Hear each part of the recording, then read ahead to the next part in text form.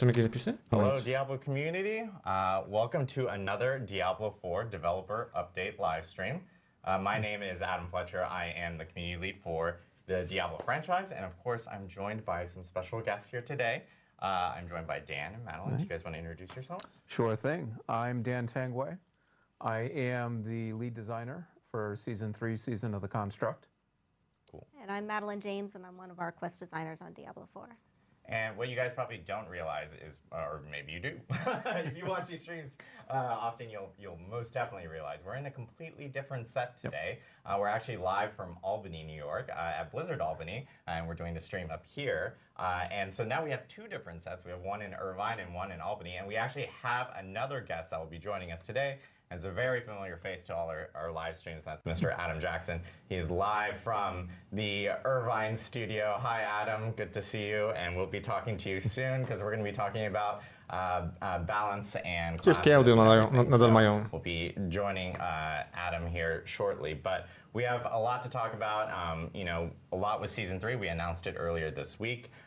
With Season of the Construct, we've seen a lot of cool feedback and great feedback from players related to the trailer and everything that released out earlier this week. But we did want to talk a little bit, before we jump into Season 3 and those items, we do want to talk a little bit about, you know, the new year and obviously going through the holiday, and Season 2 where we had Season of Blood where players got to jump in, of course, fight Lord Zir, jump into different blood harvests and everything. And what was awesome to see with Season of Blood was, you know, or Season of Blood is that we ended up getting really great feedback from players about how they enjoyed, you know, some of the aspects with it. And, you know, just hearing that feedback has helped us a whole lot in terms of how we're going to build out Diablo IV, especially in future seasons. And one big thing that, you know, we introduced was the boss ladder, with, you know, of course, Uber Duriel being part of it. Yep. And it was a good opportunity for players to kind of target farm Uber uniques, which was really great. And we got to see a lot of players actually obtain Uber uniques this season. And I will say, like, you know, we plan on having the boss ladder again for Season 3 with some tweaks, which we'll talk about here shortly with the stuff that we're going to be talking about with quality of life changes and everything. And of course, we had Abattoir of Zir. This was a new endgame feature that we ended up announcing at BlizzCon, and we introduced right before the holidays for players to check out. And, you know, I do want to give a huge shout out to the community because we got a lot of feedback about Abattoir of Zir. And this feedback is really important because we are planning on additional endgame activities in the future. I will say that Abattoir Zir will not be present in Season 3, but based off the feedback we ended up hearing from players, we'll have more news to share in the future about, you know, maybe next iterations or growth from what we've learned with that endgame feature with Abattoir Zir. So thanks again to the community for all the great feedback with that. And then we have Midwinter Blight, which was our first event, our first holiday event in Diablo IV, where players got to actually collect really, really cool cosmetics. If you wanted to carry some bells and race around on your back or on your weapons and everything like that, you had the opportunity for that. Another good opportunity for our players to actually provide feedback, because this was our first, like, holiday event. And so we're actually going to have future holiday events. You guys will hear about one pretty soon in the future. And, you know, based off of a lot of great feedback we got, you'll be seeing that feedback applied to some of these future events that we have coming forward. And of course, at the end of the year, we ended up going over kind of all the big stats since Diablo IV launched, and a ton of people have joined Diablo IV to slay demons with us in Sanctuary, and a lot of people have died as well. And some of these stats, you know, these numbers have only grown since we posted these late last year. And of course, we had 37 million people died at the Butcher. Now more, for sure, since we ended up having that. We've had over 1 trillion monsters killed, which is absolutely crazy. And, you know, lots of hardcore deaths for people who choose to play a little bit more risky and play hardcore specifically. And our two most popular classes being the Sorcerer and the Necromancer. Not too surprised on the Necromancer. Necromancer is a fan favorite, has always been a fan favorite with D2 and D3. I actually, funny enough, I might actually be playing Necromancer here for Season 3. I don't know what you guys were planning on playing for Season 3, but... The team makes fun of me. I play Swark every single season. I mean, that's my favorite. I played Swark last season too, so I don't blame you. Well, I've been meaning to play Druid, so I might do that. There we Buck go. the trend there. There we go. I did Druid in season 1. I did Sork in season 2. Feeling Necromancer in season 3, so I think that's going to be my choice there. But so it was great to see all the numbers and all the stats from Diablo IV since launch. But today we are here to talk about season 3, Season of the Construct. It's arriving January 23rd. Dan, do you want to give us a quick little rundown? Sure, Czyli za yeah. 5 dni. Season of the Construct is packed with a lot of content. And so there's a lot of things we're going to cover coming up. I mean, the first thing we're going to talk about is our all-new quest line that delves beneath the sands of Kyrgyzstan. Nothing good happens beneath the sands of Kyrgyzstan, so that's where we're headed. And in addition to that, as you've seen from a lot of the promotional materials, we are now introducing a seasonal companion called the Seneschal Construct. And that is something that you can upgrade and really kind of round out your builds in new ways. O, In brzmi addition to ciekawie. that, we have a couple of new repeatable activities. The first is the Vaults, which is an all-new dungeon type. And the second is Arcane Tremors, which is a new overworld activity. And last but surely not least, in terms of the Season 3 package, is the Gauntlet and Leaderboards. And those are coming pretty soon. But we'll give you a bit of a tease right now, I think. Yeah, so I know a ton of stuff for season 3. Yeah. This is most definitely the biggest season yet for Diablo Absolutely. 4, with a lot of content. And as you mentioned, questline and story being the first thing that we wanted to dive into. Yeah. Madeline, I think this is a good opportunity to Yes. talk to us a little bit about what we can expect for the questline for season 3. Absolutely. So as Dan mentioned, we have a new quest line for season 3. In it, you are going to assist the mage Ayujan to purge the demon Malphus from the vaults of Zoltan Kuhl. Malphus has taken over the vaults, turned them into his own little kingdom, and has turned the hazards and the constructs inside of them against their makers. I think a good question to start with is kind of why constructs. It's a little bit of a departure from seasons past. You know, season 1 dealt with malignancy, and season 2 dealt with vampires, both stemming from Lilith's influence.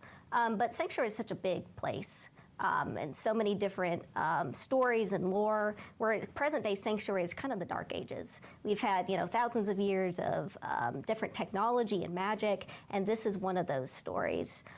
We spent a lot of time discussing as a team what we even wanted to do for season 3, and the story team really fell in love with mage clans. We delved into a lot of Diablo lore. We delved into the Sin War books. We delved into the Roderick Vault, etc. And the mage clans, for people that don't know, were these ancient mage societies that really were expertise in certain levels of magic. And we love the Visurai. They're typically the bad guys, Yep. typically delve into demotic magic, even though they're not traditionally evil per se. And Visurai created constructs. They took machinery and their demotic magic and made these soldiers or these guards. Our protagonist, Ayujan, is not technically Visurai. He's part of the Ennead clan with Zoltan Kuhl, but their goal was to take these idea of constructs and make them their own and, do them in a different way. Yeah, and Zoltan Kuhl is kind of a familiar face He for everyone is. in Diablo. He's a cool dude. Yeah. Yeah. No pun intended. Definitely pun intended. Pun intended, yes. Zoltan played a part in the Diablo 3 story, and of Yes. course we saw him in Diablo Immortal as well. Yes, Zoltan was one of the original Haradrim. Good old Uncle Tyrael gave him the original Soul Stones. It's like, hey, I trust you, take care of them. Zoltan went a little bit off script, and he's like, what if I made these better? And so he created his Dark Soul Stone, which was his own kind of flawed attempt at ending the Eternal Conflict. It didn't go quite as he expected, and the rest of Haradrim said, we don't really like what you're doing. you got to get out. So they killed him. We're too frightened of you. But Zoltan and Ayujan knew each other in their youth and became business partners and eventually friends. And they shared this vision of, if we can create our own version of constructs and create this alternate power source that's not using demonic magic, the loom, these constructs can fight heaven and hell, and humanity can flourish. Unfortunately, it didn't go as expected. They couldn't get it right. And Zoltan was just like, you know what? I'm going to move on to bigger and greater things. This is a failure. Let's move on. And Ayujan was like, no, we have something here. Let's keep going. And unfortunately, that created a rift in their friendship. And that rift allowed for the demon Malphus to infiltrate their work. Malphus is a demon that you're going to encounter in the quest line and then fight an uber version of him later in the season. He's a little bit different than our typical demon. You think of, big scary guy with horns. Like I said before, we took inspiration from Sin War, and they have a lot of different types of demons. They have different abilities, different shapes. One of them is like this stone liquid mass with a mouth on top. And so the original Malphus was like this red mist, and that allowed him to kind of sneak into corners that he wasn't supposed to. Malphus is a named demon, and he's one of terror, but he's very unimportant in the hierarchy of hell, and that kind of bothers him. We joked around on the team that he had a desk job in hell. So when he found the opportunity to sneak in the sanctuary and to corrupt the vaults, he's like, this is my time to shine. This is my kingdom. I'm going to rule it. And he did that successfully for many, many years. And he might have gotten away with it forever, except he was a little bit too prideful. He's like, I'd like to sneak out and leave the vaults. Yeah, he's not satisfied. Mam nadzieję, że będzie więcej tych questów i ten story w tym sezonie będzie dłuższe niż w drugim. Całkiem spoko było, ale trochę za krótkie. The quest line, the early parts, you are going to start in Gaia Cool, where Malphus's influence has seeped in. Villagers and demons don't typically go well. I can't even imagine their insurance rates. But they hire you and they're like, hey, something's going on, something up north, please figure it out for us. And so you find the first vault and you delve into it to try and get a sense of what's going on. And these are where you're going to start seeing the first hostile constructs that Malphus has corrupted, and find your own construct. You start finding pieces of it. You're going to keep traveling through, and eventually you're going to find Ayujan, who is in a less perfect than ideal situation under Malphus's influence. You eventually free him. He's like, thank you so much. I don't even know what's going on, but let's figure this out together. And he fixes the Seneschal construct for you. He's like, you're probably going to need this as we delve into and force Malphus out. Yeah, and here we're seeing like part of the quest line, like obviously building up and kind of creating your own seneschal construct. Yeah. Now I think we have footage of the Malphus fight as well. Oh yeah, we can jump into that. So Malphus is our first stationary boss. He uses the environment, the hazards in the room, as well as his glaive to smack you around. There are different elements in the boss fight that are going to periodically switch. Like I said before, he's this red mist, but for this fight, he is possessed the largest construct he could find, the Guardian, to fight you, and the loom is in the background. Yeah. So imagine then Malphus is pretty much become like the embodiment. It's the vault itself, and the vault is now coming alive to try and kill you. When you delve into the vaults, it's definitely going through his literal body. Yep. He definitely wants you out. He doesn't want you in there. He's going to he'd throw everything in the kitchen sink at you. Yep. We also have footage of our new seasonal town, the Gate Hall. This is kind of the gateway between the vaults and the upper world. You're going to go through it in the quest line, and then it is going to turn into a town for you to use. Has a waypoint, so easy travel. Most of the vendors that you know and love, you can see here that they're actually construct vendors that Ayujan has fixed for you to help you out. And here you're going to be accessing the vaults. You can also access them in the overworld if you choose so. So it should be a really convenient place for you to visit and turn into your main hub for the season. Yeah, we expect a lot of players will be hanging out here in the gate halls, since all your vendors will be here. It'll be easy access to the vaults and everything. So kind of the new hub specifically for Season 3. So. Yeah, sounds really cool. Yeah, really excited for the questline and story for Season 3. Obviously, we talked about seneschal constructs and how that's actually going to be a big part of the storyline. People have been talking about it all this week with, seeing the footage of like, wow, it looks like we have these little companions with us now for Season 3. So, Dan, can you talk us a little bit about, what seneschal constructs would be for players? So the seneschal construct is a seasonal companion. And the seasonal companion is kind of the embodiment of your power chase for the season.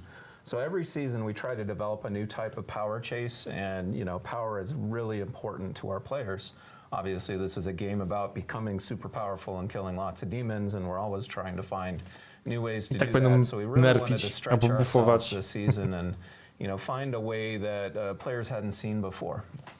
And so that is how the seneschal came into being. Now the seneschal is this little construct, well, maybe not so little, but it follows you around, and it has different skills and abilities. And I will note, I will note, you can pet your construct, your seneschal construct, which you have to be able to pet it. So yes, you absolutely can. Important. Yeah, and so you can have 2 skills on your seneschal construct. Those are given to the construct using what is called a governing stone. And governing stones are these semi-precious stones that you can find throughout your adventures in Season 3. They drop in a lot of those repeatable activities I mentioned, which we'll cover soon. And there's lots of different types. I think there's about 12 that you can slot in. We weren't satisfied with that though. Because, 12 skills, it's cool, don't get me wrong, but we wanted to allow players really to modify those skills however they saw fit. And so we've also developed 27 different tuning stones, another type of stone, that you can slot in then to modify that skill. And so you've got those 2 governing stones, and then each governing stone has 3 different tuning stones that can modify it and just create really wild combinations of powers that'll allow players to experiment how they see fit. And so kind of with that breadth of powers then, you've got a lot of different options for being able to kind of round out your build and create new types of ways to kill demons. Awesome. So, that's very cool. It sounds really cool. Yeah. And I think we might actually have some examples and footage of what so let me tell you what's going on here. So we've brought up our construct menu. And this is in the inventory UI, but it's its own separate UI, so your construct is not going to take up your traditional inventory space. And this construct has 2 governing stones equipped right now. One is called Focus Fire, which was that beam of fire that was coming out. Sam byłem zdziwiony, bo ogłosili streama. Właśnie, Diablo ogłosiło ten streama odnośnie 3. sezonu. Którego jestem ciekaw. No i właśnie oglądamy. Mówiłem, że czasami będą się zdarzać jakieś eventy w czwartki. Będziemy się odpalać. I tak też właśnie wyszło w ten czwartek.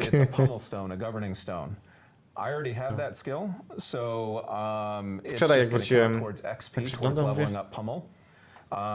Dev Update Livestream? 18? O kurde. O kurde. And I think the first thing we're going to add is voluminous support. Fancy way of saying that it's going to increase the area of effect for your attacks. We're also going to add electrocution. Now, even though Focus Fire is a fire attack, electrocution is going to add some lightning damage to it. Liga startuje, trzeci sezon Diablo startuje 23, czyli za 5 dni niecałe, nie? And then finally, we're going to add arcing support. And arcing support's really cool because arcing support allows your abilities to chain. And so now let's see what that power is going to look like when we bring it back up. All right, so here now you can see that focus fire is chaining amongst enemies.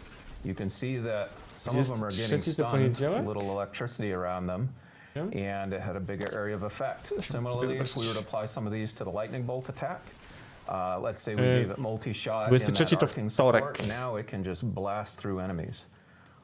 So yeah, it's got a lot of options. So we're kind of seeing some examples of what players can potentially do with their seneschal constructs and actually make adjustments and modify them to kind of suit your specific playstyle. I think a big question is like, can you actually add, maybe some status effects or things like that? Like, can you potentially add in a tuning stone that may make enemies like vulnerable, for instance? Yes, absolutely. So again, we wanted to give all of you a lot of different options to play with. We want this to be a toy that you can experiment with. And so that means that, some of the examples we showed were more damage dealing, where the seneschal is doing the damage. But then we also want to give players the ability to just kind of set up enemies for you to go in and land the killing blow. So, there are a lot of different support stones that can make things vulnerable, weak things, electrocute them, chill them. I mean, the list goes on. I mean, pretty much any of the, the verbs in the game. So your possibilities are massive with what you can do with your seneschal. And one thing, this is actually something that Sean White, who was in the video, our Dev Insights video before the actual start of the stream, pointed out yesterday on social media to players that were asking a little bit more, or for more clarity on some items. But the seneschal construct actually does scale 1-to-1 with like specific like secondary type of stats, or even things that are associated with your actual character. So things like attack rating or crit chance, for instance. Yeah, it was very important for the seneschal to feel as if it was an extension of you, if you wanted to be that. Also, we really didn't want to get a seneschal that was just outclassed when you got to level 100, because then where's the fun, right?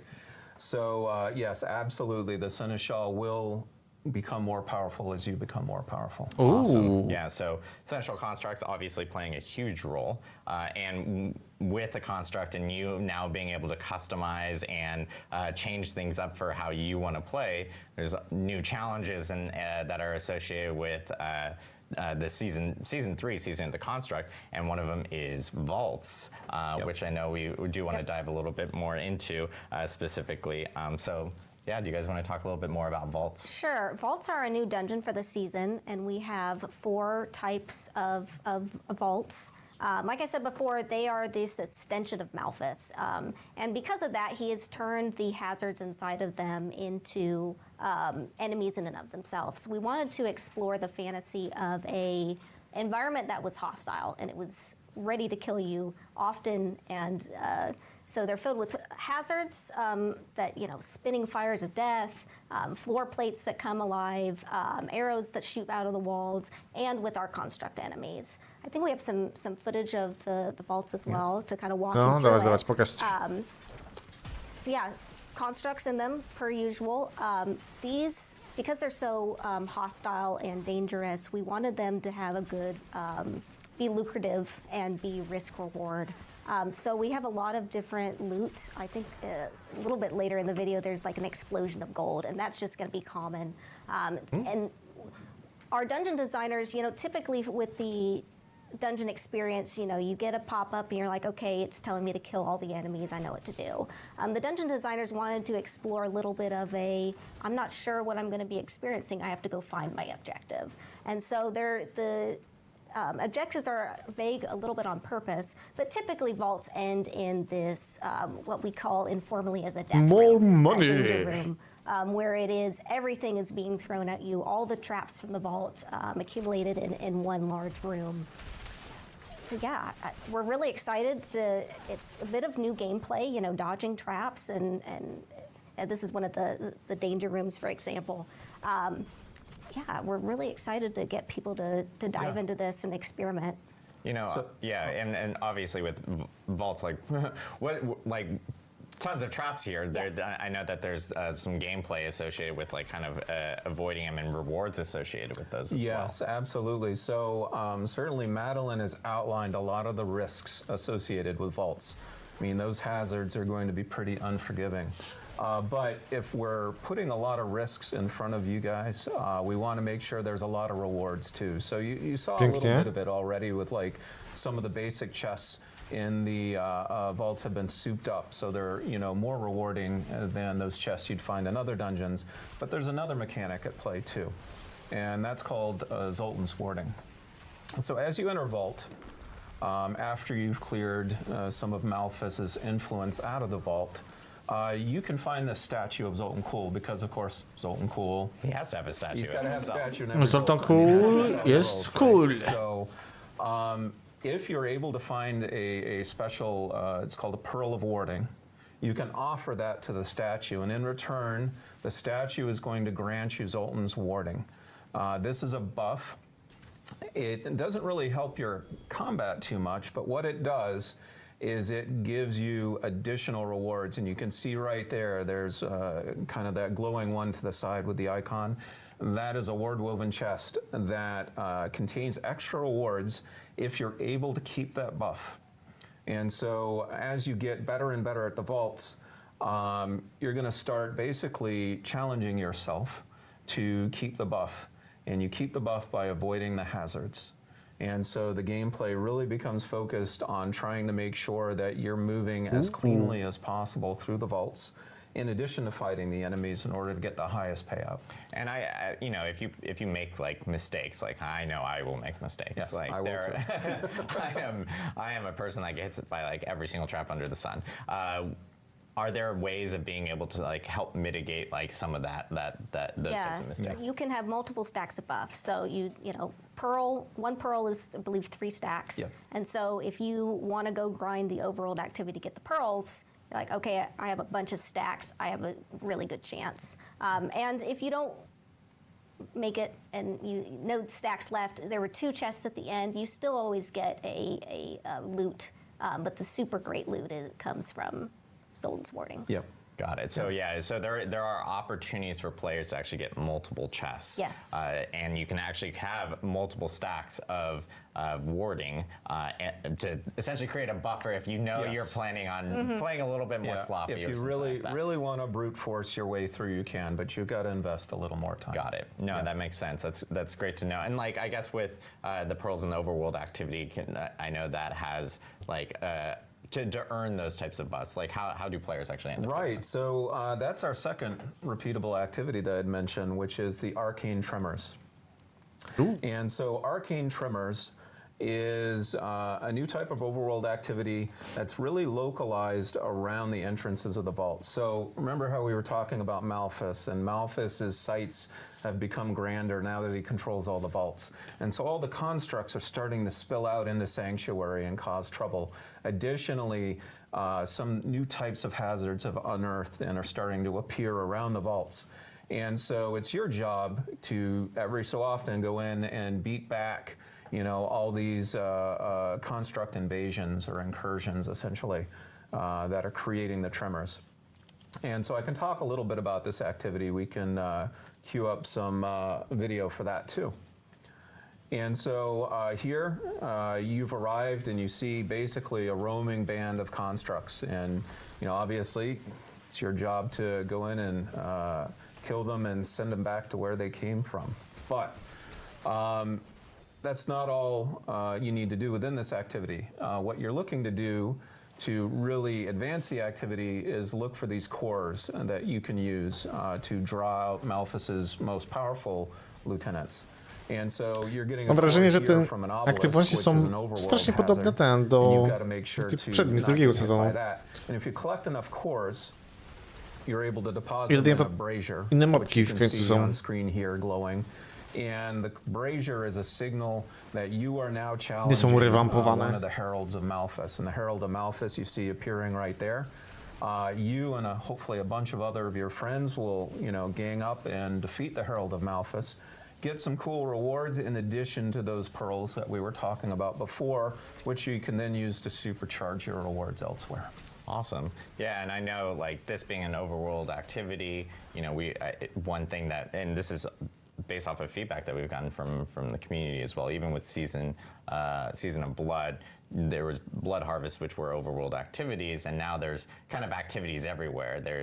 And they all have different various rewards for the player, whether that's vaults, whether that's doing some of the activities on the overworld for this season. You have opportunities of actually being able to get rewards kind of all over the place. Yeah, our intention is for season 1 you kind of stayed in tunnels, and then season 2 you kind of stayed in the overworld most of the time. We didn't want to make the players feel like they're stuck and they can only stay in one place and this is it. So the intention is you do some dungeons, you do some overworld activities, maybe do some bounties along the way. You should feel like you're mobile and not, hey, I have to stay here for the season. Yep. Yeah, and just another thing that O, czyżby czegoś się nauczyli? briefly touched on, which was vaults and how there are nightmare variations of that. Yes. And that's something that is additional to just going through vaults as well. So. Yep. Yeah, the vaults are fully dungeons in that respect, and so we have the ability and have made nightmare versions of all of these dungeons. And the nightmare versions of the dungeons obviously have more difficult combat, but they also have a lot more rewards. So those chests we had talked about before, the ward-woven chests, you actually get more of those as you advance in the nightmare system. So then your vault runs become even more and more rewarding in that case. Yeah, and like how would you access something like that specifically? Right, so Tylko pierwszy miesiąc się jarałeś, później dałeś sobie spokój? Podobnie chyba ja. Nie oszukujmy się. Ja mam tam godzin przegranych w Diablo 4. Seasonal sigils, and in this Może case they're called vault 110, 120 And so godzin? we did that because, you know, for those folks who really want premiery. to focus in on vault Gdzie ja play, przy Diablo 3 you can już earn the miałem vault sigils, and now you can sporo. target farm the vaults instead of leaving it up to random chance. Very cool. And there's one last dungeon, the yes. mega. No zagrałem ten drugi sezon, nie? It's kind of it's very large. Spoko, It's the spoko miał tą best, mechanikę. features of all the other vaults put into one, and that is where Malphite Ale strasznie lives. krótkie And so you will be te story tam, questline, you'll które defeat przedstawiało, him, and nie? then Uber version of him O tych wampirkach. Jednak as liczyłem questline for the rest of na the coś season. więcej. And so there is Że no, an Uber version of Malphite nie przykuł mnie that is even more do końca challenging than the ten quest sezonik. version. Mówię, ale coś tam pofarmiłem i to tyle w sumie. Zobaczymy jak He będzie z kind of trzecim. sits parallel to the current boss ladder, so you don't need to do him for the boss ladder, but it's certainly going to be a bonus for you if you do. Awesome. So yeah, way more additional content in this season, and we have a lot of different ways of being able to play and take your character. You can do it activities on the overworld. You can actually use those activities to help you out in the vaults. You can do nightmare variations of the vaults. We have Uber vaults now, or with Uber vaults. With you know, a new boss here for Ciekawe. season 3 as well. And this is just a little bit of ja what nawet we do have for Uberów nie season doszedłem. 3 with, you World know, of course, bossów we have seneschal constructs może z that 2 will be razy around with zrobiłem you all the time. w Diablo 4. And with that, we Także of course to też have mówi one samo additional component za siebie, in nie? season 3, and that's with the gauntlet and leaderboard. Ja mówię, Diablo And, you know, I will 3 caveat, to like, około I know we mentioned this in 2000 the blog godzin miałem earlier this przegrane week. So the w sumie. gauntlet and leaderboard are actually not going to launch at the start of this Różnica season. spora. And that's really because, you know, we want players to actually go through the season and actually grow and learn the season with their character before we actually launch the leaderboards. So we will have information on when we actually do launch Gauntlet and leaderboards really soon. But Dan, I know, wants to kind of dive deeper into what leaderboards are and what the Gauntlet is for players so they have a better idea. Yeah, so a lot of you saw a taste at BlizzCon of No, wiadomo, nie? the Gauntlet and the Trials leaderboards are going to be. Ja mówię, ja sobie And so we can go obadam into a bit trochę, more depth here, po troszku. and Ten hopefully trzeci start sezon. to answer some of your questions. So the Gauntlet is another new dungeon type. The Gauntlet is something that unlocks with the overall leaderboard feature in World Tier 4. And basically that means that it's targeting more of your in-game players at this point. Folks who have really decided on a build, they're starting to really round it out. It's become more powerful, and now they want to prove their might. Not just to themselves, but, you know, obviously to show off and have bragging rights. So the Gauntlet itself, new type of dungeon, is kind of based around 3 different principles. The first is that it is fixed seed. The second is that it is non-linear. And thirdly, like I said, it's there to prove your might. And so I'm going to kind of unpack that a little bit. Fixed seed means really that it is trying to be as fair as possible for everyone. Everyone gets the same gauntlet every week. And so you're not fishing for, you know, the best roll of a rift or something like that. Yeah. It's really a level playing field at this point. And let me tell you, that was kind of hard to do. Our game is not very good at doing one thing. It loves to do random things. But in this case, we felt competition demanded that it be fair. Yeah. Non-linear is really all about how the dungeon is laid out. It is not a dungeon where you travel from the beginning to the end. It's not about trying to get to the end as quickly as possible. It's about the choices you make while you're within that dungeon. And so the layout basically allows you to develop all manner of strategies. I mean, when we had people testing the dungeons, the gauntlets, there would be arguments over, or not even arguments, sometimes people would just kind of say, what was the best path you took? Oh, I think I can do better than that. And so a lot of it is trying to figure out your way through the dungeon each week. And then finally, proving your might is about killing enemies and gathering what we're calling proofs of might, and then trying to get the highest score possible. So it's not about just going fast. Certainly going fast helps. But it's really about how effective and efficient are you at combat. And that's going to be reflected in your score. And so at the end of a gauntlet, you're going to get a score. And you're going to say, okay, can I do better than that? And we're going to say, well, you know, we've got a couple targets you can try and hit, but really you're going to be shooting for those leaderboards. Yeah. But let's circle back on strategies a little bit. Yeah. And I think we've got a little bit of video to help with that. So here's the gauntlet right here. It, for all intents and purposes, looks like a normal dungeon. But we said, again, it's World Tier 4. It's targeting level 100 players. So we're going to throw a dungeon boss at you right at the Why not? start. Yeah, and I will note, like, I know we're mentioning level 100. Technically, you can do Yes. Gauntlet before level 100. It's just probably more efficient to do it at level 100 just because it is an end game activity that, and it'll be challenging. I mean, if you think you're ready to tackle the gauntlet below level 100, by all means. It's just, it's not tuned that way. And so here, you're fighting, you know, the Tomb Lord, and he's pretty powerful, but you're more powerful. In that case, you defeated him. Now, the cool thing about defeating that boss is it doesn't drop loot, it drops a shrine. And that shrine can then be used as a power-up to, you know, further increase your power within the gauntlet. And there's other types of new shrines within the gauntlet, too. We just hit previously here a pillar of proving, and that's a shrine that actually respawns all the enemies around you. Now, why would you want to do that? Because you want to kill them again and get their score, right? And so we've got the pillar of proving, we've got the pillar of glory, which is a way to basically get a multiplier on your score. And we've even got chests scattered all throughout the dungeon that you can earn keys for. And you see keys up in the corner on the HUD there. And those keys give you even additional score. So a lot of the strategy of a gauntlet is, you know, as a solo player at least, trying to find the most optimal path through it and use that as a way to, you know, take your really cool build and get the highest score possible. And, you know, something we saw in the footage, obviously the first thing we ran into was a boss, like a Tomb Lord right there. And so you could technically take that Tomb Lord further into the dungeon if you want to. Yeah. You're not stuck in the room. Yeah, you're not stuck in the room.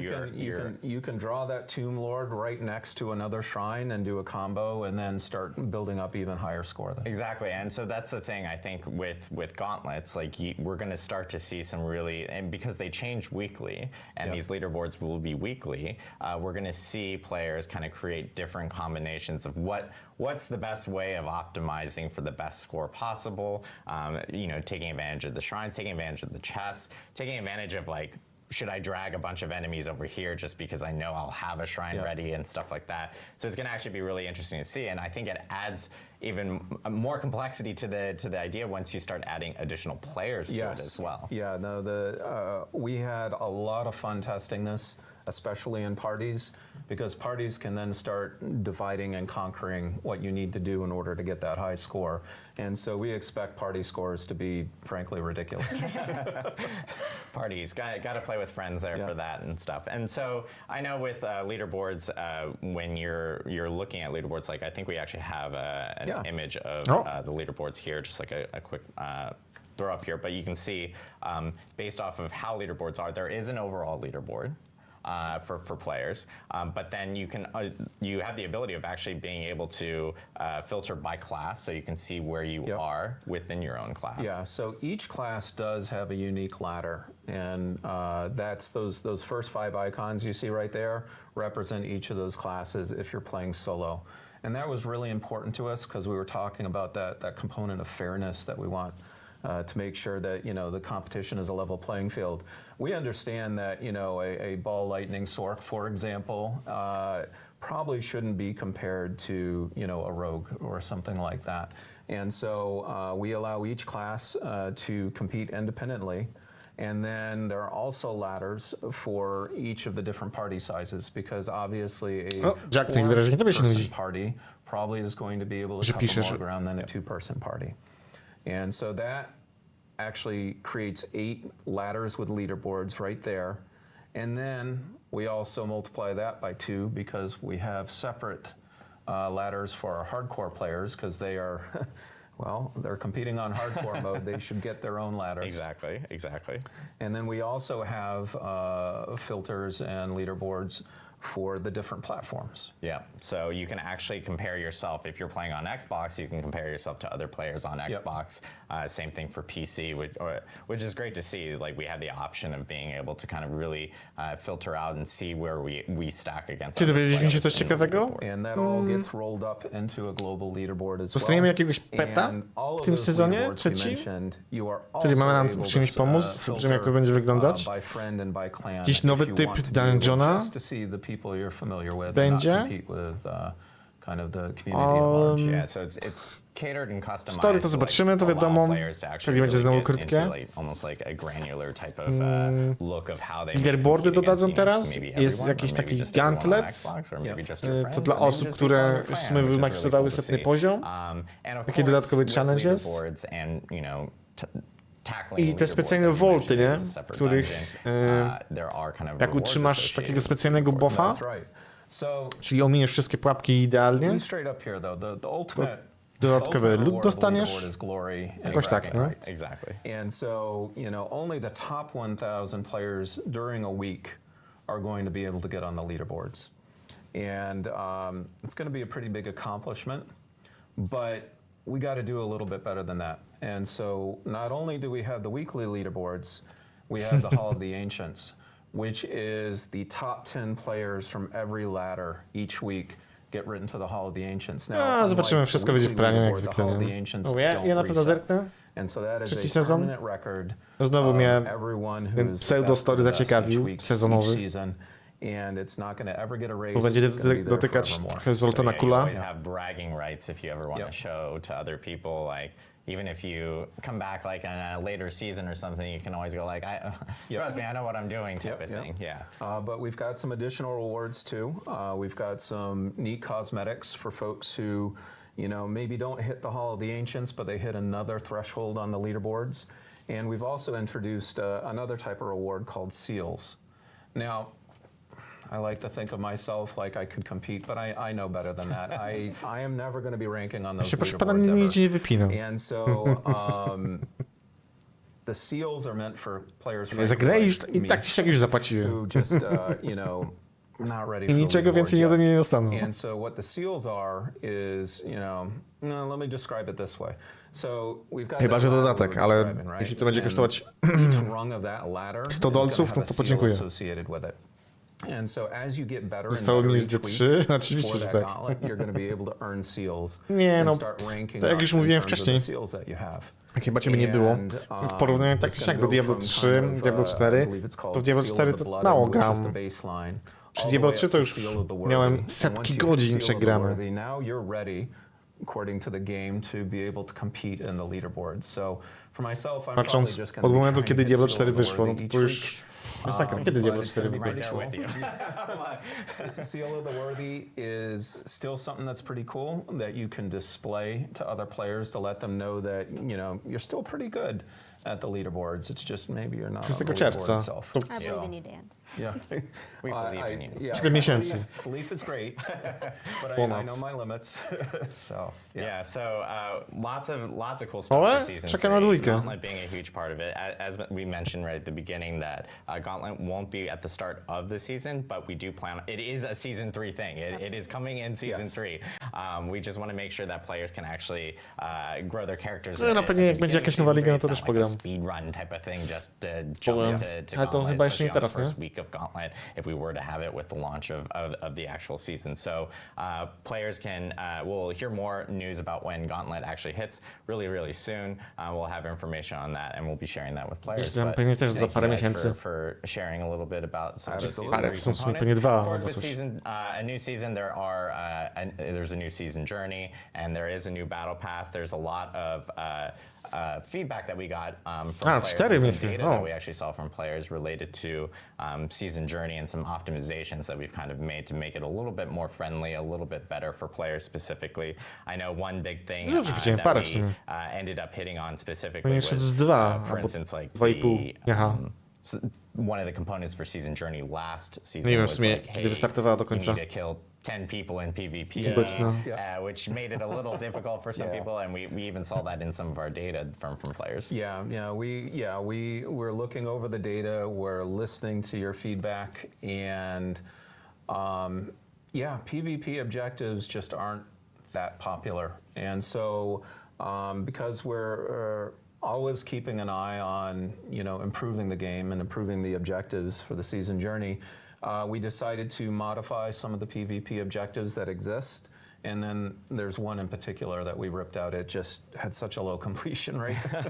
So yeah, there's been optimizations based off of player feedback and of course data that we've seen from that end. And then I know that one big thing is like some of the rewards associated with season journey. We have kind of amped them up a little bit specifically. It's super important for us to make sure that the season journey is rewarding. I mean, it's one of the backbones of our season, and if folks feel as if they're not compelled to go in and participate, then that's a miss for us. So we went back and really took a close look at the rewards and amped them up in a couple of key ways. The first way we amped them up is we made sure that it was a good vehicle for earning some of those governing stones and tuning stones we talked about. And so you actually get an advanced look for some of those governing and tuning stones if you play the season journey. And so you'll get the drops a little bit sooner, and that'll give you a little more of a leg up with speccing out your seneschal.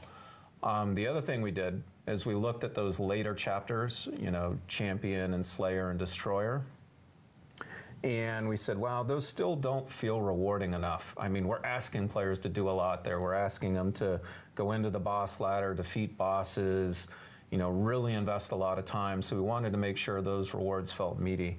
And so we added a number of ancestral legendaries there, including some that are 925 eye power. Nice.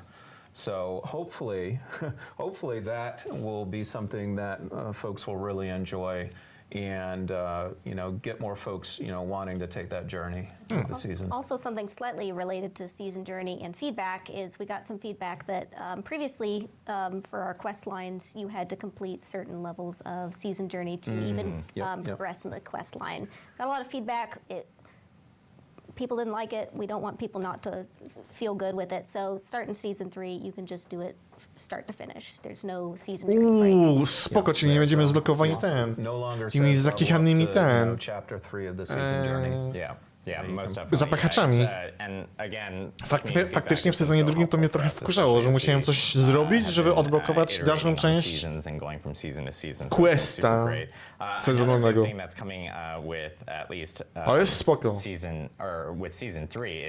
Mówiłem wcześniej, że coś tam słuchają. Coś tam słuchają. First, let's actually jump into all this. Can you throw that graphic back up? There we go. So there a lot of new cosmetics coming. One big thing I know that was really popular with season 2 was the town portal. Jack, powiedz mi, czy to ci nie przypomina ten z Poe? Trochę tej maski? Czekaj, ultimatum?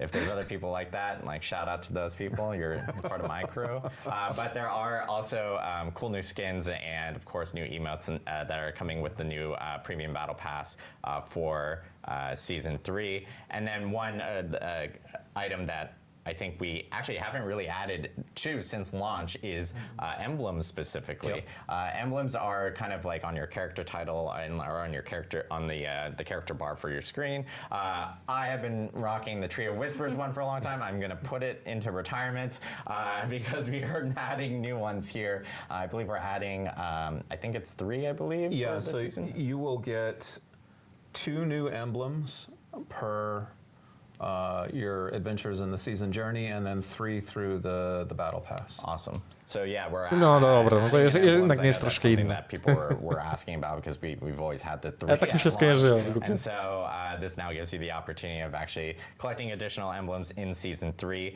And of course, season blessings are also getting adjusted for the new season, because I know with the last season, of course, they were specifically catered towards Season of Blood.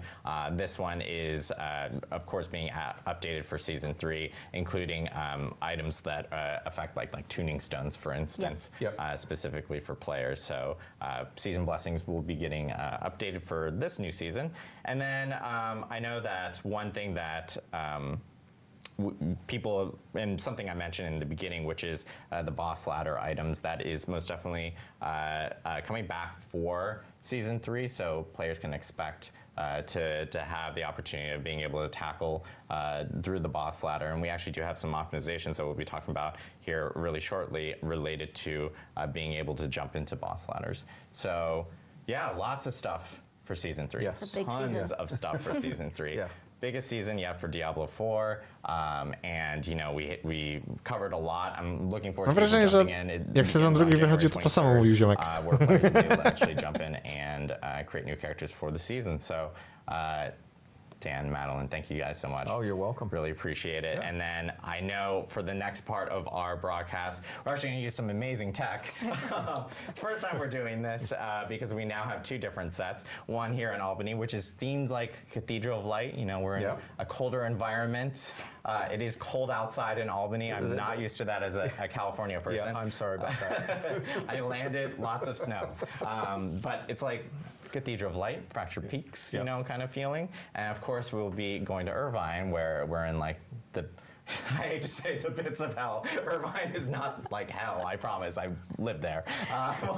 But our studio is like that, and we are going to be joined by Adam Jackson.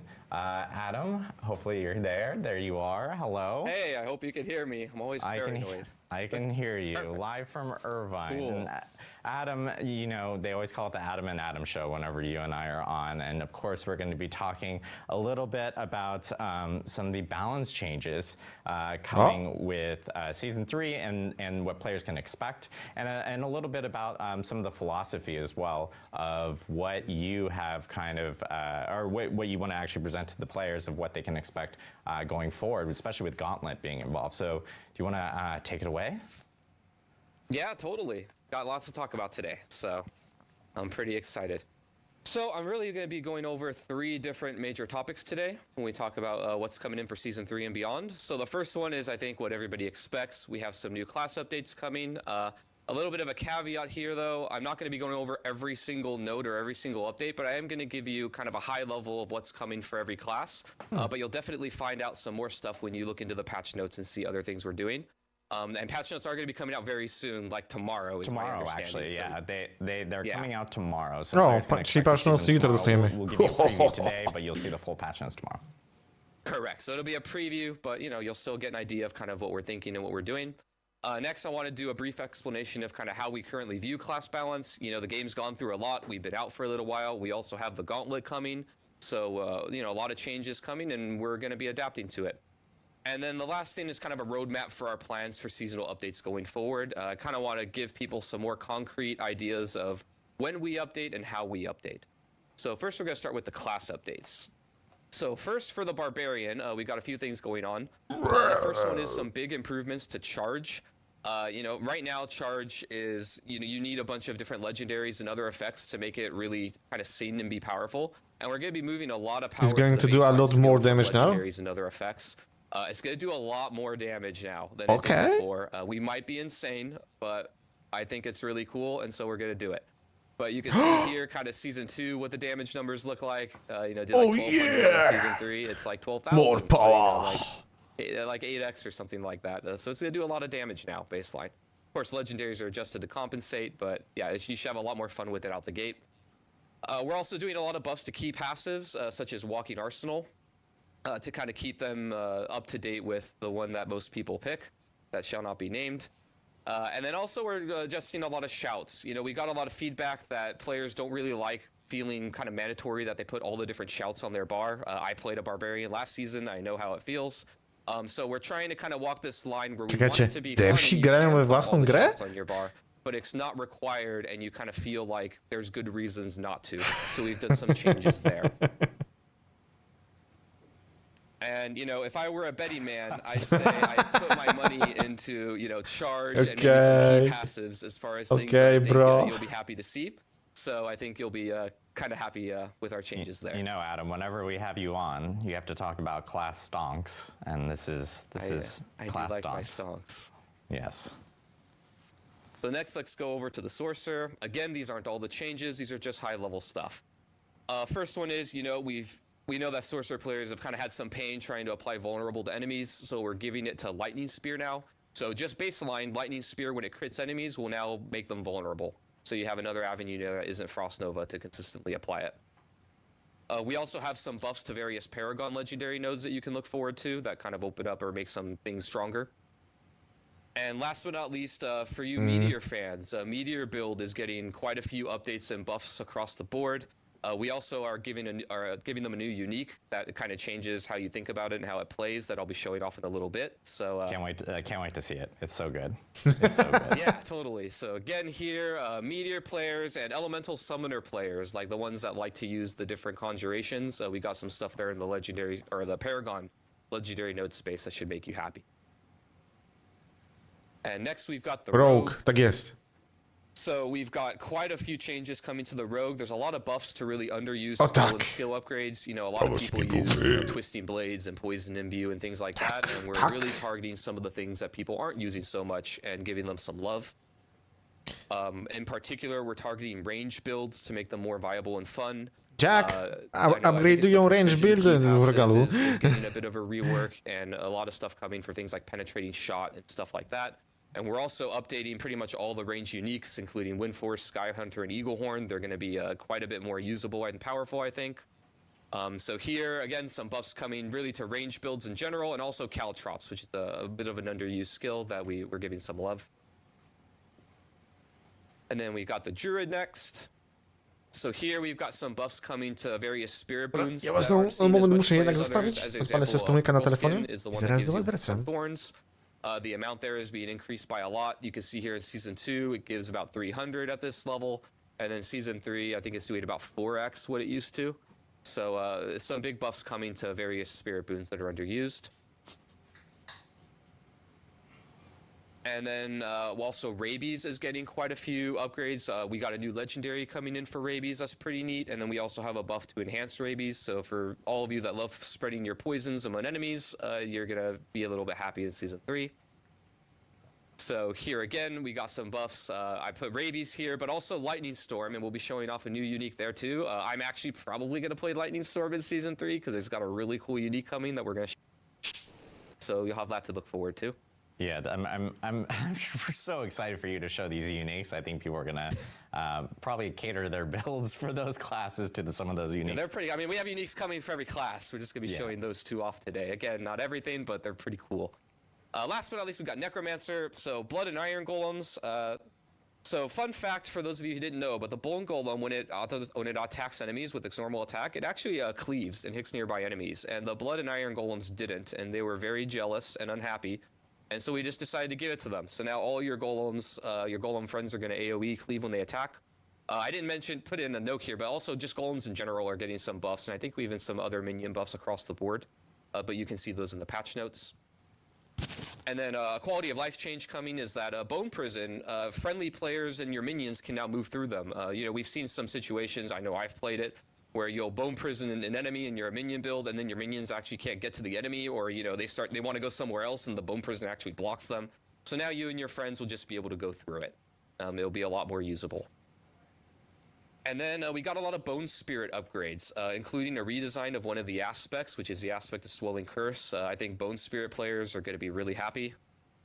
So you can see here on the left is kind of the old version of Bone Spirit, and it basically dealt increased damage based on distance traveled. And the gameplay there was you want to be kind of far away from your enemy and then let it slowly creep towards them. It would do more damage. But it turns out Bone Spirit players really just kind of shotgun it and try and get next to enemies. So it wasn't really very usable or good most of the time. So now we changed it where this legendary gives you everything a Bone Spirit player would want. You get more crit chance on Bone Spirit, which means its CDR goes down thanks to its upgrades. And then for when you hit enemies, your max essence is temporarily increased, which means more damage on Bone Spirit. So this really just kind of gives you everything that you want.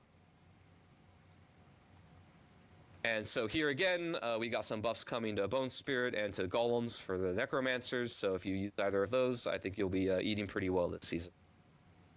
And again, these are just some examples. We got a lot more stuff in the patch notes for everybody. Oof.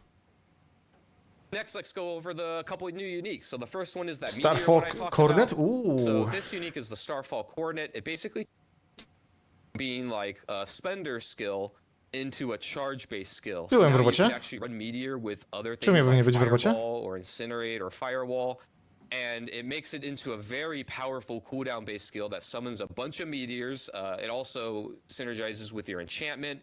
And you basically just drop a lot more meteors around like carpet bombing enemies with them. It's pretty awesome. And then the next one is the new Druid unique. This is for Lightning Storm. Basically what this does is it makes your Lightning Storm grow quicker, so you can get up to that maximum amount. I think it's 5, dziadków, 4 or tam 5 wujków, stacks ciotków really to jest tylko przysługuje jeden dzień, nie dwa. An additional lightning bolt will come down and do more damage, and that additional lightning bolt Jeśli also chodzi o pogrzeby. still a Lightning Storm lightning bolt. So you get all of your synergies with all of your other effects. So basically, it turns into lightning everywhere, is just pretty cool when you combine it with all of the other lightning-based legendaries and stuff. Next, now that we're done with the class updates, I kind of want to talk a little bit about how we've been viewing class balance and how we're going to be thinking about going forward in Season 3 and beyond.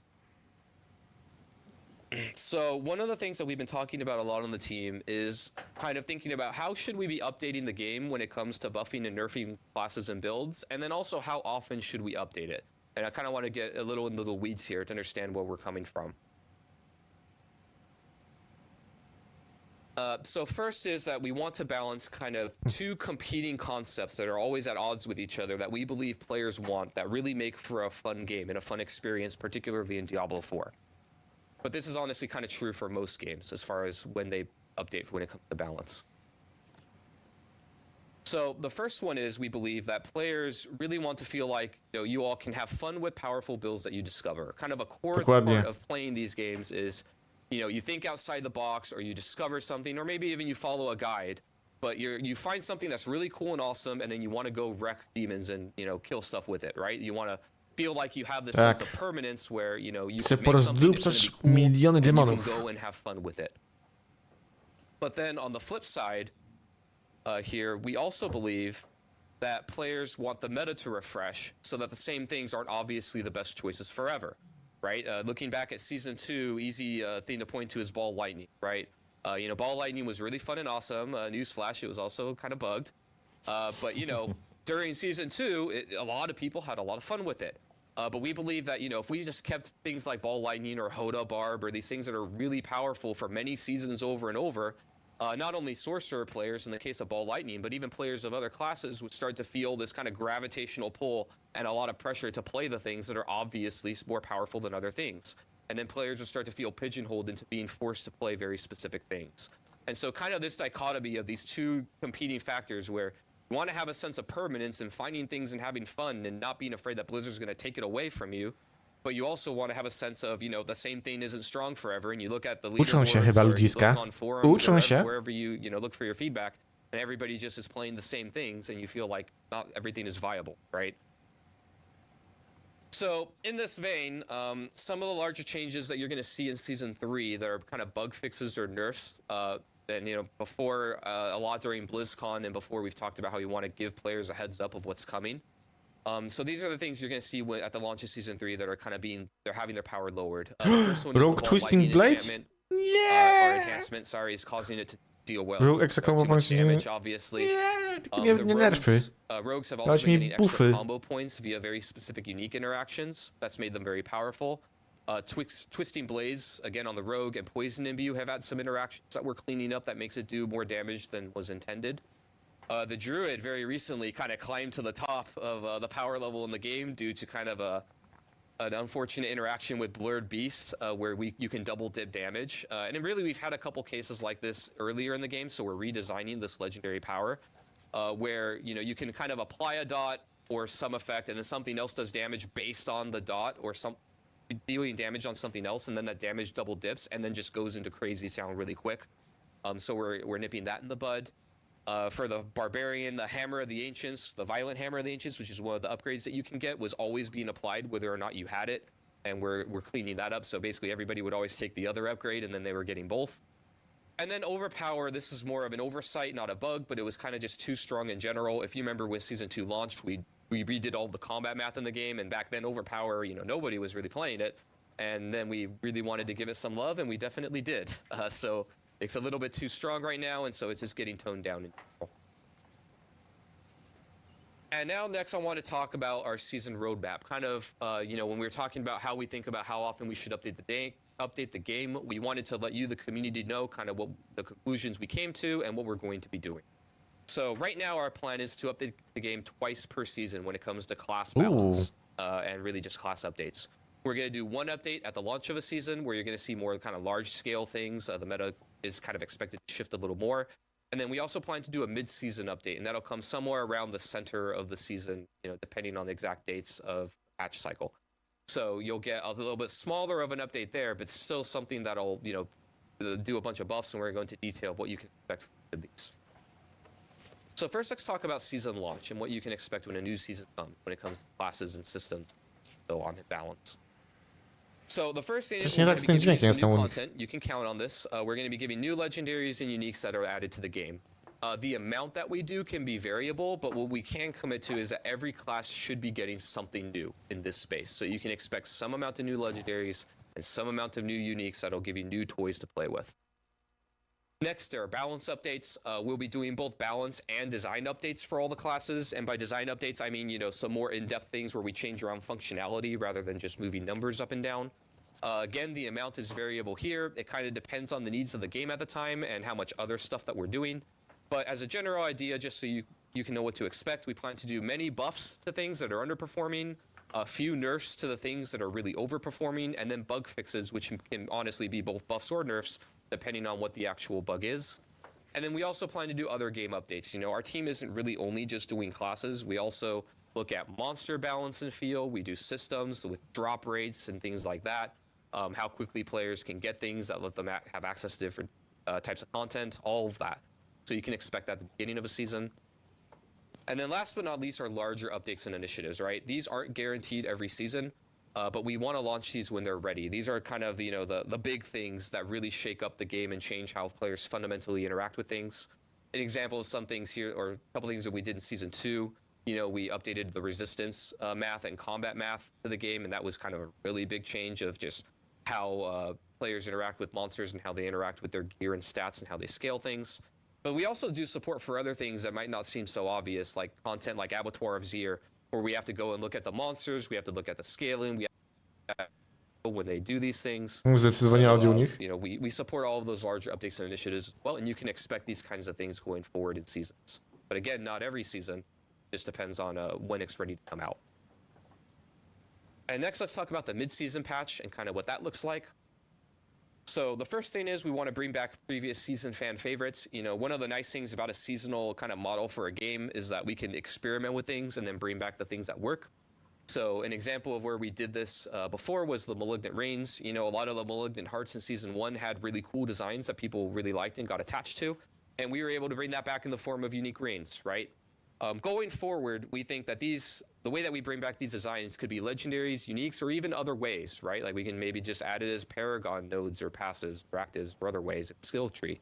We don't really want to be limited to it must always be uniques or it must always be legendaries. But what we do want to limit ourselves to is that we definitely want to promise that we can do one thing per class.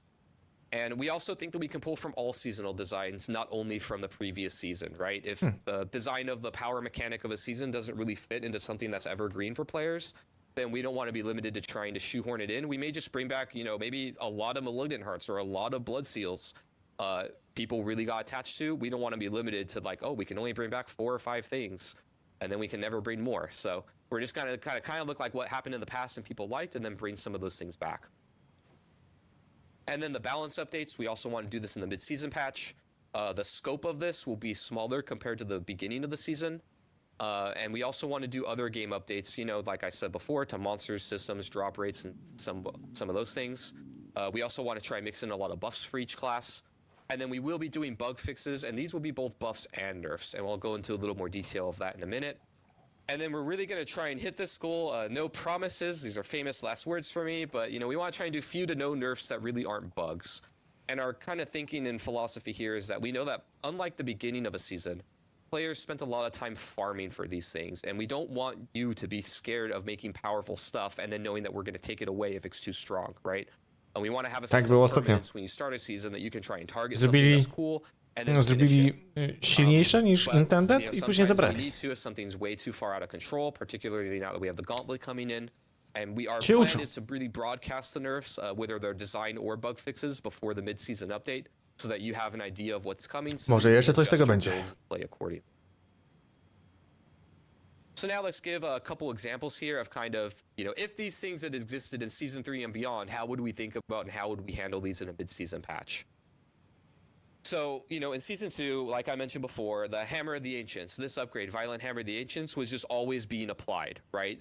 Basically, overpower builds were just getting 30% more multiplicative damage for free.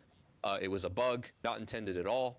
This is something that we would fix in a mid-season patch. So, like, if this happened in Season 3, you could expect that in the mid-season patch, we would bug fix this, and, you know, that would be a nerf to that build. On the other hand, a little bit more complicated one. So if you remember Ossified Essence, you Necromancer players, this was your key passive, and it was really, really, really good. It basically says that your bone skills deal more damage based on each point of essence you have above 50. The gameplay here that we had intended was, you know, you try and increase your mass essence, which is a fun little itemization game that you have. But then you also have some gameplay of trying to only cast and then get back to max as soon as you can. So you care about resource regen. Like, there's all these cool gameplay and itemization things going on. What we didn't anticipate, though, was that players would get as much max essence as they were able to, or that they were able to keep it as high as they were able to. And those were really just oversights on our part. So then in Season 2, you know, we nerfed this by 50%, a whopping 50%, and I still think this is probably one of the strongest key passives in the game. That's how good it was. It's really good. But, you know, it still keeps all the gameplay that it had before. So what if this existed in Season 3? Well, here, this would kind of be more of a question mark for us. We may fix it in the mid-season patch. We would definitely fix it at the start of next season. But technically, this isn't a bug. It's just something that is just really strong that we kind of had an oversight about. Here, we would be looking at, you know, community feedback. How badly is it warping the meta? Are other builds in Necromancer really not able to function at all because this one is so much better? We'd be looking at more things like that are qualitative types of feedback, and then make a judgment call there. And, you know, in these cases, this is where it gets really noodly. Sometimes we may be wrong, but we're going to really try and lean on the side of not changing unless we really feel like it's needed to keep the game healthy. So, again, kind of a recap, a TLDR. First, our strategy here with players is to communicate early and communicate often. We want to let you know, particularly when it comes to nerfs, what's coming and really what we're thinking. And then again, at the start of the season, you can expect some new content in the form of legendaries and uniques. We'll also be getting some more in-depth balance updates, including design updates to things that we feel we could do better at. Lots of buffs, few nerfs, but bug fixes that are both buffs and nerfs to keep the game in a healthy state. And then in the mid-season patch, you get new content in the form of previous fan favorites from other seasons. And then we will be doing a balance patch. It'll be a bit smaller. It'll be mostly buffs, and then bug fixes that are both buffs and nerfs. And hopefully few to no design nerfs is what we're going to try and commit to. And so again, the reason why we're doing this is we really want you to know kind of where we're thinking, and we want to try and commit to concrete things when we can. And this is something that we feel we can commit to you as far as what we bring to Diablo IV going forward. Again, last thing is that, you know, we are open to feedback on this. This isn't set in stone that forevermore we'll be only doing 2 updates per season when it comes to balance.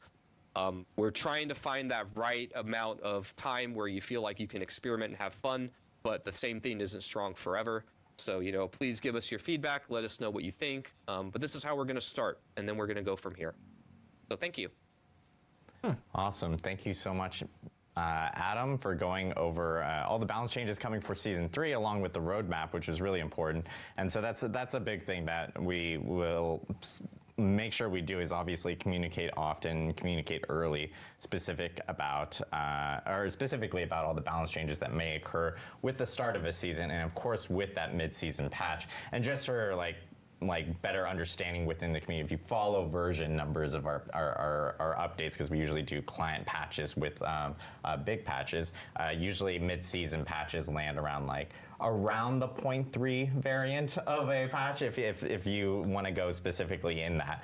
We do have a lot of other quality of life items that are also coming within Season 3 that we do want to get into before we jump into Q&A. And we did want to tackle some of these because these are really big, and these are based off of players and what they're telling us, and of course things and improvements that we've already talked about beforehand that are now actually coming into Diablo 4.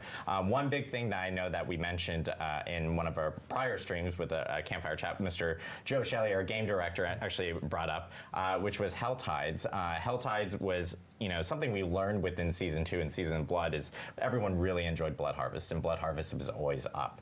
Hell Tides, though, were kind of timed in specific moments, and, you know, Hell Tides was something that we wanted to improve upon for players, and now Hell Tides will actually be up pretty much all the time, so players will be able to actually jump into Hell Tides whenever they need to. There is a 5-minute break to kind of reset the zone and stuff, but every hour you will be able to jump into a Hell Tide, which is great. So it's more opportunities to earn cinders, and of course more opportunities to earn Exceptional loot. loot, or even things like living steel and stuff to kind of go through the Uber boss ladder, which is Więcej grindu. The other thing is, and this is a controversial topic because I don't know how people actually pronounce this, but I've always called it WASD. Other people call it WASD. Some people call it WASD. We need a poll up stat. I almost want to put a poll up within Twitch chat. Maybe you guys can WASD. here and let me know what you prefer calling it. I'm gonna call it WASD, but WASD controls are coming to Diablo 4. This is actually something we talked about way back at the launch of the game. O, tutaj widzę cwaniaczków jednych. Spały zerżnęli. Options for them, and this actually is a great feature that Drew, I know, who's on the D4 team. Shout out to Drew. I know he's watching, and he's here in this office. But at least for WASD, it offers more accessibility options for players, which is great to see. So WASD controls are going to be in Diablo 4, and this is something we've been talking about. Yeah. We're also really lucky it came online just as we were putting all those hazards in the dungeons. Exactly. And now, you know, the players have even more precise control to avoid. WASD feels very good with the traps. WASD, however you want to pronounce it, that is going to be They like WASD? Chat likes WASD according to Rich. It's okay to be wrong. WASD, po prostu WASD. Great about this as well is that it is customizable. You can actually change things out and stuff if you'd like. So really happy to see it, and we're happy to hear feedback from players and their experiences with it once they jump into Season 3. And then, of course, we have a new respec mode coming to the skill trees. Yes. You know, this is respecing on skill trees has always been a little bit respec difficult, mode? and now there's a more optimized way of being able to do so. Another big community item that a lot of players have been asking for. This kind of goes hand in hand with the opportunity of actually taking your whole Paragon board and completely resetting it before, as opposed to doing it one by one that we had beforehand. It's a lot less finicky now. Yeah, there's more opportunities to actually respec and do it in a much more organized fashion with this. And then this has been a huge Gold one. trading UI updates? Ooh. I probably get this question maybe like once every single day about gold trading. Obviously, more gold is in the Diablo 4 economy or ecosphere with seasons, especially since season 2. And for console users, like trading gold has been very difficult. It's been slow. You could be there for quite a while trying to trade a significant amount of gold. And so the gold trading UI has been updated for console users. So they'll be able to actually trade gold without having to maybe spend 5 to 10 minutes doing so in one trade. So I know that is a big thing that players have been asking for. So we're happy that's actually being included. And then this one is also kind of calling back to what Joe Shelley had brought up in a prior campfire chat, which was higher item scaling in World Tier 4. I think he used a really good example of how world bosses was kind of like, hey, you get 925 gear off of them, and at times it feels like maybe that's like the most optimized way of doing it, and it didn't feel very rewarding in other types of activities such as like nightmare dungeons, for example. So higher item scaling in World Tier 4 is actually coming into Season 3 and going forward for Diablo 4. So even when you're doing like higher nightmare dungeons, you're gonna have way more opportunities of actually obtaining eye level 925 gear, as opposed to before, where it was a much lower chance and it felt like you should be doing other types of activities beforehand. So making sure that there's more options available as opposed to just kind of pigeonholing yourself into maybe timed world bosses and stuff like that from that end. And then this one is a point of feedback that we've gotten from a lot of players. And this is something that we kind of optimized within Season 2 last year. Things like the living steel buff based off of community feedback was really big. And so we're actually increasing opportunities to earn the Beast and Ice summoning items. So this kind of goes back to what I was saying earlier in our stream, where with the boss ladder, odnośnie tego Jackson napisałeś, że we are all listening to players feedback. Wydaje mi się, że dopiero teraz słuchają feedbacku po sezonie właśnie drugim, bo dużo tych zmian względem tego, co pisali w drugim sezonie, będzie zaimplementowane w tym sezonie. Blizzard!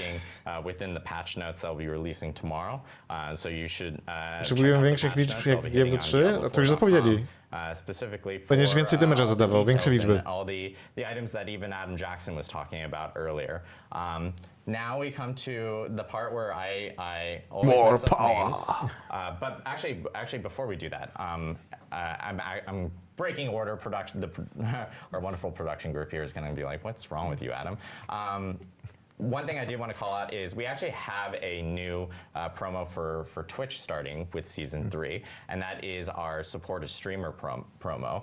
We had the Support a Streamer for Season 1. We have it again for Season 2. It is a new mount that players can earn. This time it's different. Before we only had a select group of streamers. I think it was like around like 2,000 streamers that signed up and opted in. Now it's for any streamer that streams Diablo 4. Thank you, Twitch, for making the engineering updates to allow for it to be just across the whole entire category. Any streamer that is streaming Diablo 4, if you're a viewer and you happen to be watching them, you can either purchase a Jak będziesz oglądał mój streaming, dostaniesz kunię. or gift a sub, and to a total of 2. So it could be 1 gifted, 1 purchase, or 2 gifted, and you'll actually end up earning the mount as well. You just need to make sure that your Battle.net account is actually linked with your Twitch account, and you are watching a participating Diablo 4 streamer. It'll note it on their channels and stuff for you to earn that mount. So that is coming, and there'll be a blog later today about that specific Twitch supporter streamer program that's going to be launching with the start of Season 3 on January 23rd. So make sure to check it out, and I believe it's actually going to be running for quite a while, like a month or so. So players will be able to kind of take part in that from their end. But now our favorite part, which is the Q&A, and we're actually going to be going back and forth between Irvine and here in Albany, because Adam Jackson, of course, is still with us to answer any specific questions related to class and class balance that players may have. But I know one question that as we queue up questions specifically from our side and have my live Nikogo nie zwolnili here, ostatnio ten? attempt to not butcher names. Nie ma mniej ludzi teraz? I will. Spoilers. But one question that we do have is, how have the team's thoughts changed in regards to balance since Diablo 4's release? This is a question for Mr. Adam Jackson in Irvine. If you could help us with that answer. Yeah, let me think. it's a deep question, but I think okay. So I guess we'll start with, because there's like a long history of balance, right? I think there's actually a very good story, and we could start even before launch and going into launch and how we thought about things. But I think we'll start with like season 1 and the transition from kind of the launch version of the game into our first season, right? Obviously, when we launched the game, we had some pretty benign ideals, I think, of, hey, we want all the classes to be within a certain power range of each other, and everything should be viable for everyone, and, basically everything feels good, and there's a lot of different ways to play, right?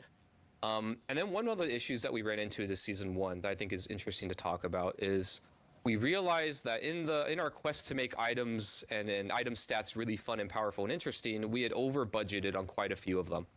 And I think just in the interest of time, I'll pick on cooldown reduction. It's a very scary stat to me and the team. So, we realized in the launch version game, the cooldown reduction was too high, right? And so players are basically able to solve cooldown reduction, and use that with air quotes, and get to a point where they had very low, if any, cooldowns on a lot of their skills. And this was true for many stats, not just cooldown reduction. But one of the problems that we knew was going to come up that was a kind of future us problem, or really almost immediately us problem, is that if we let players solve these things, whether it's defensive stats, cooldown reduction, resource, whatever it may be, and we let them solve it only in gear, then we're going to get to a state where we can't give exciting things to you anymore that you're going to be really happy about and that will feel impactful, because you just got it all in gear, right? And while gear does need to be cool and interesting, if you completely solve these things, I can't give you a legendary power, or I can't give you something late game that really buffs and changes your build in a meaningful way if you got it from just one source. And so then we launched season 1, and we're like, okay, we're going to kind of eat our vegetables here, and we're going to preserve the long-term health of the game, but we're going to do these very necessary nerfs, and there are quite a few, right?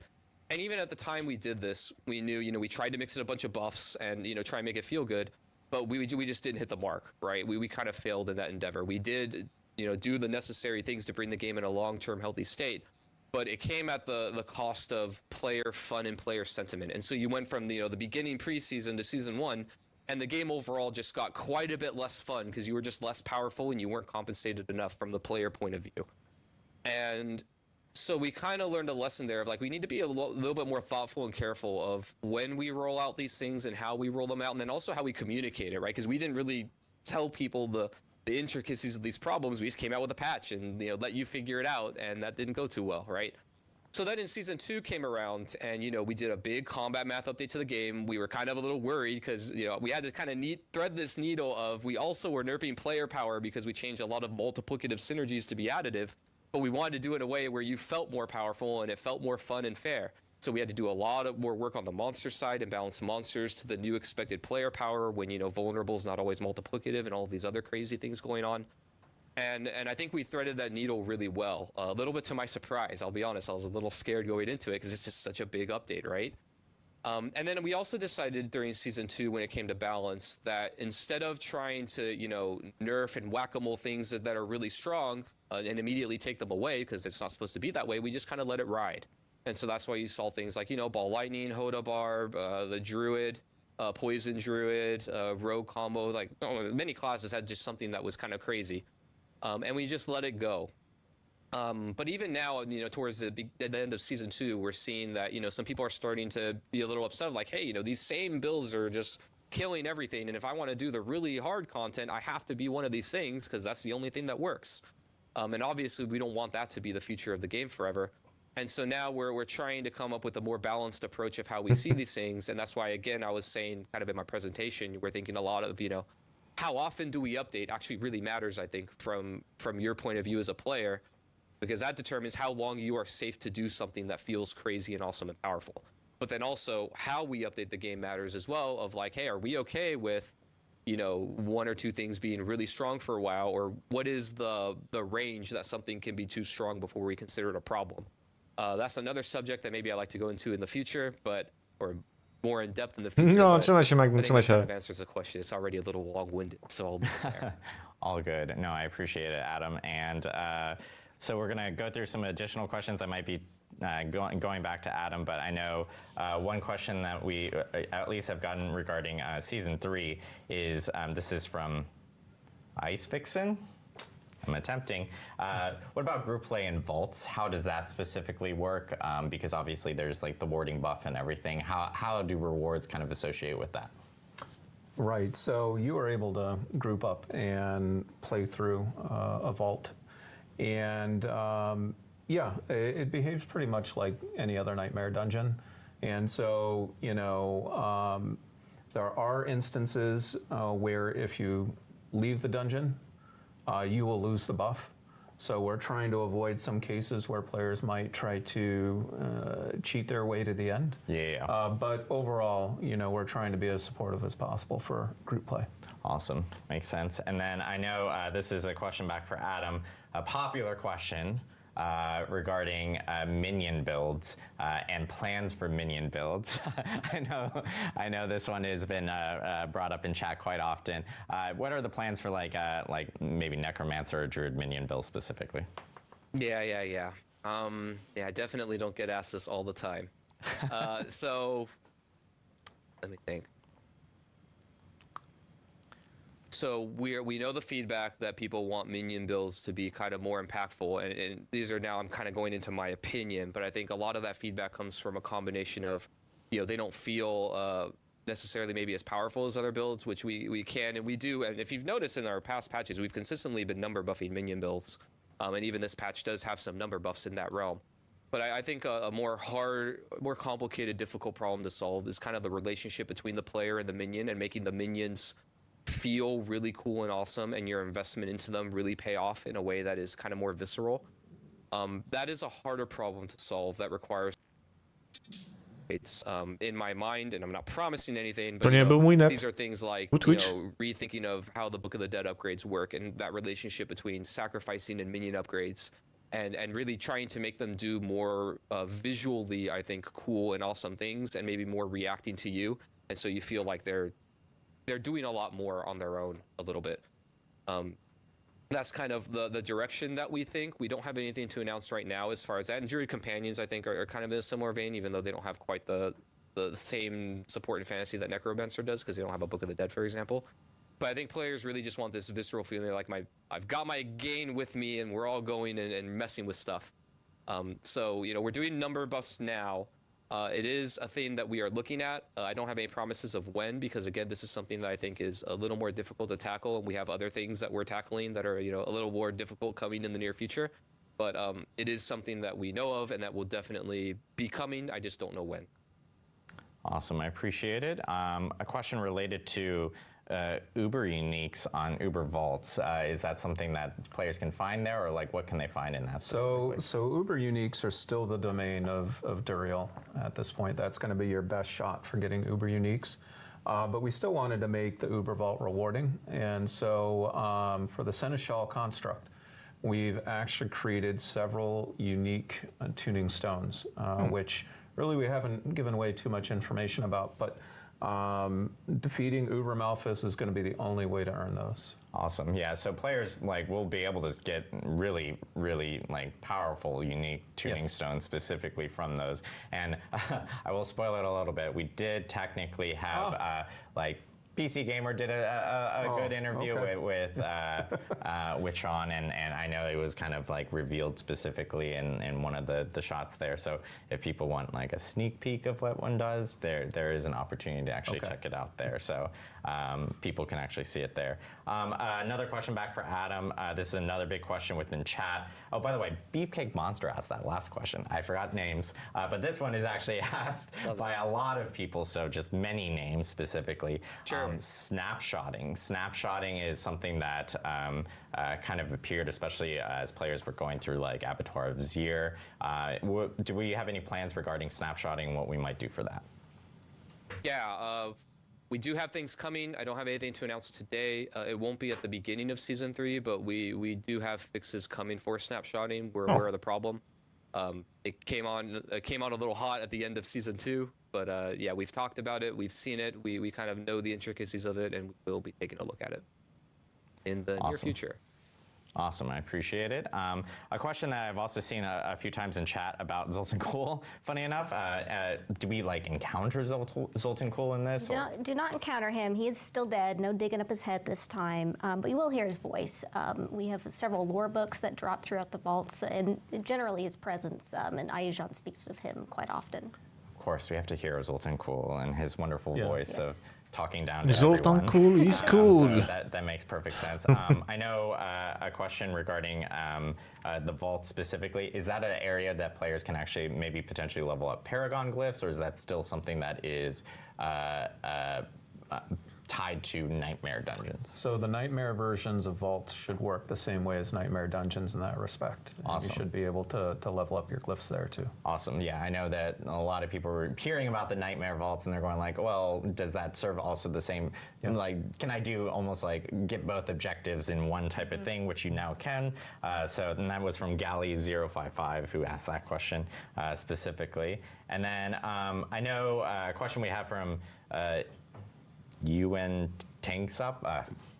Bad, terrible, Adam. How many times can we do the gauntlet in a week? So we have not restricted players' access to the gauntlet. I think it's the type of content we want people to try and master. And in order to be able to do that, you've got to be able to practice and you've got to be able to improve. And so really you can play it as much or as little as you want. Which is a change, again, from something like a Nightmare Dungeon where you need a sigil. The only requirement right now is that you are World Tier 4 and that you think you're ready. Yeah, so again, you can jump into these specifically before, gauntlets specifically before hitting level 100. It's usually preferred to go in at level 100, but you can try tackling it a little bit earlier if you want, and you can do it as many times as you want, which is really cool. So I'm excited to see how players optimize because of course they change every single week and they get to kind of like learn and they get to kind of maybe modify based on how many people are within their party, which is really, really cool. To może być ciekawe, naprawdę. A question that we also have been getting regarding some of the I lost my question now. I'm so bad at this. The itemization updates that we have talked about in the past. A lot of people are asking like, hey, is that still on track for season 4? This one was specifically from Fermel. Yes, that is still on track for season 4. We have a really massive itemization update coming specifically for that season. And we'll have more news to share as we get closer to season 4. But for right now, we don't have news to share with the community for season 3 regarding that, but it will be pretty significant, and we'll be talking about that more in a future stream here coming down the line. And then let's see, any updates regarding like some of the group finders or social features? I know that is also another big question that a lot of players have been asking over the last couple of months, specifically about, hey, are we making any changes and everything towards that? And really, this is something that we addressed at BlizzCon as well. I think Tiffany answered this one, where it is something that we're looking into, and the team is obviously seeing the feedback, and it's something that we're planning on working and making better through the lifetime of Diablo IV. So players can expect to see better and more optimizations towards the social Więcej features. quality of life. Specifically from that end. Okay. Let's see. Do we get more sources of Uber uniques for this specific season?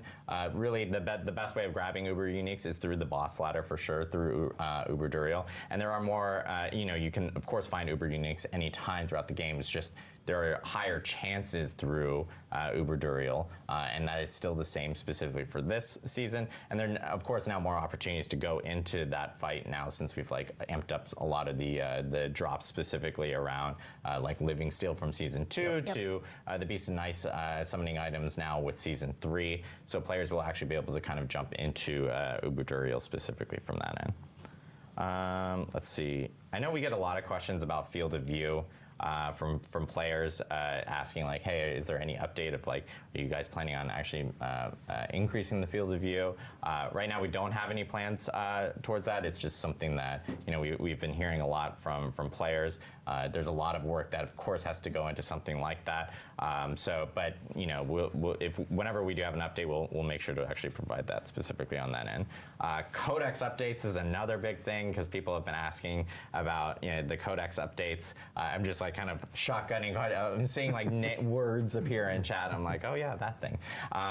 That is something that we talked about before, and that work is currently underway, and that will also be part of a future season. And it is a massive update. It's something that we had talked about beforehand on previous streams, which was kind of helping out with inventory, making sure those specific aspects were like pulled out of inventory and kind of stored within the character or cataloged within the character. So we will have more info on when that actually ends up hitting soon. But there's a ton of things that are coming to D4 to help address a lot of some of this community feedback specifically on that end. And then question regarding Gauntlet. Okay. This is from RM Dragonheart. Will you be able to inspect the top players in Gauntlet and see what builds they're potentially using? So you will be able to inspect the top players from Gauntlet. There'll be a link from the leaderboard to a player's profile. And you'll be able to see what they're playing currently. But we do not save a snapshot right now of what they played at that moment. Got it. Awesome. Yeah. So yeah, if you want to see kind of like, top builds and stuff like that, you have the opportunity to, but it does, if they happen to change their build overnight or something like that, it's going to grab whatever that existing build is specifically from that end.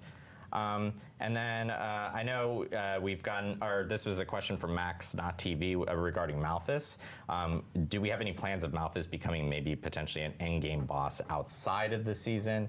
Or are we planning on maybe, introducing it in like a boss ladder in the future? Right, so every season, much as Adam described for Power, we take a look at those elements that we really liked from a previous season to see if we can bring them forward. Certainly people on the team like fighting Malphus. Hopefully you'll enjoy fighting Malphus too. If you like fighting him enough, then perhaps in the future, we could bring him over to the boss ladder. Yeah, but, just like for Sean. Yeah, but we're no commitments to that quite yet. Awesome. Cool. Well, I know we went through some questions here, and we're a little over beyond. We were aiming for 90 minutes. We're a little beyond. It's totally fine though.